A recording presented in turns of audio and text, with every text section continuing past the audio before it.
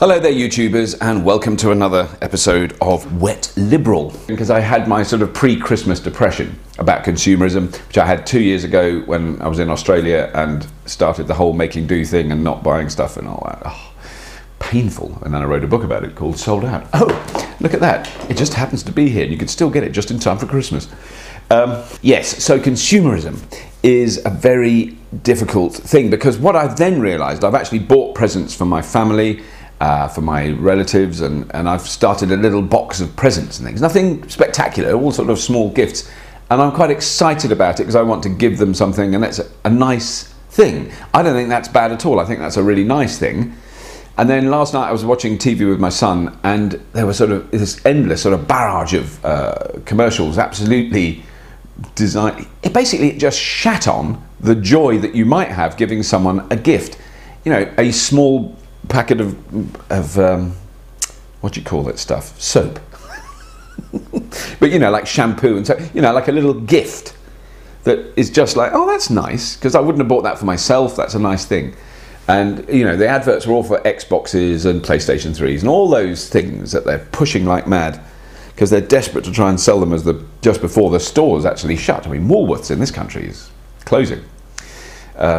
You know, which has been there all my life. It has been commercially shut on, not recently, it's been going on all my life. I can't ever remember a time when it wasn't like that, when there wasn't enormous pressure to sell a lot of stuff at Christmas, which is, you know, and then it becomes something, it takes away something. I don't want to be told what to give people for Christmas, you know, I'll make up my own mind and think about it. I mean, a lot of my relatives are getting some quality socks. I mean, not rubbish socks, really nice socks. Because, you know, you don't buy yourself nice things very often. Oh, maybe that's just me. I've just been listening to this fantastic book. It's been a movie, hasn't it? I think with Tom Hanks in it, which I haven't seen, Charlie Wilson's War. I've just read the book of Charlie Wilson's War.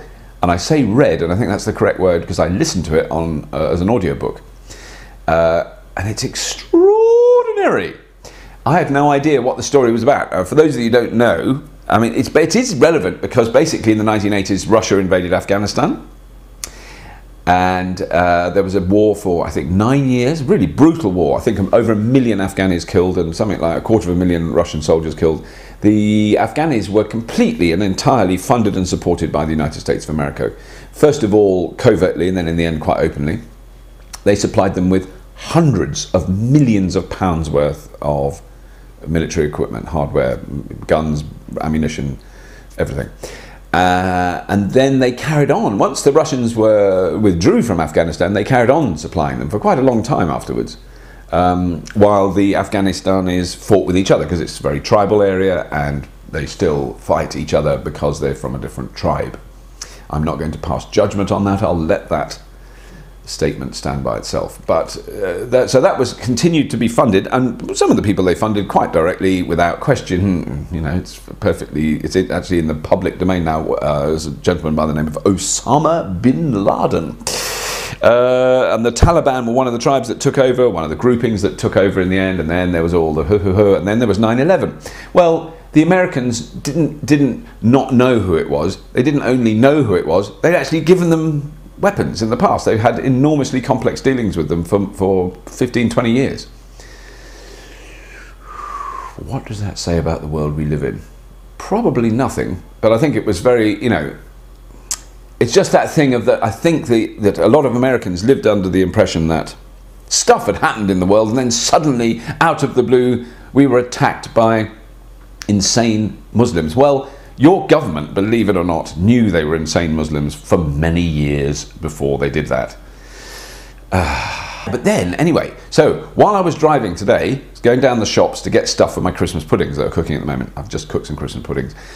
Driving along, and this is no word of a lie, I was in my car and I was listening to a podcast, and suddenly the car, seriously, went down. The car sank and the car shuddered like that. And I thought, my God, I've had 4 punctures at the same time. I mean, and then it went off to the side. Then I noticed the bushes, right? I was driving in a country lane with hedges either side. All the hedges went like that. And then I thought, this is the end of the world. Seriously, for a split second, I mean, my heart rate really went up. And then, as it all stopped again, and the car, literally the car went then to the right, I then looked up and there was a helicopter, a military helicopter, not even tree height. Well, maybe tree height, small tree height, very, very low. Now, we do get military helicopters flying around here all the time. We get Chinooks, we get all sorts of different helicopters. This was a single-rotored helicopter, which I believe is called a Merlin or something like that. Big, it's big. I've been in some big helicopters. This was bigger. This was a very, very big helicopter. Very, very, very low. I mean, if you're getting downdraft from a helicopter, it's not very high up. It was a great relief when I saw that it was a helicopter, because I thought it was a meteorite that had just hit the planet and we were all going to be destroyed. Or a UFO or something, you know. I mean, when that happens, that was quite freaky. Anyway, so I twitted about it when no, listen, wait. So I then drove to the car park of the shop I was going to, and I stopped and I turned the engine off and I took the key out, I put the foot brake on, and then I took my phone, which I was listening to, because it's an iPhone, I was listening to another podcast on it, and I took my phone and I twitted, oh my God, I've just been nearly crushed by a helicopter, you know, like silly Twitterers do. And then I got lots of funny replies and explanations of what it was, and including, you shouldn't Twitter while you're on the phone, while you're driving. You shouldn't Twitter when you're driving. About 55 people said, don't Twitter while you're driving. Oh yeah, I'll explain about that in a minute. Don't Twitter while you're driving. And I wasn't Twittering while I was driving. I can't Twitter while I'm driving. And anyway, even if I could, I wouldn't. Now, also, loads of people have asked me about my screensaver. Well, I'm assuming that those people don't use a Mac, because I never did anything about my screensaver. That's just it. I do love astronomy, and I love planets, and I love the stuff. I read stuff about planets and how big they are and how far they are away, and the fact that there's a black hole in the middle of our solar system. Not our solar system, that would be bad. That would mean that your car would go wobbly and a lot of other things would happen. No, at the middle of our universe, which I find quite interesting.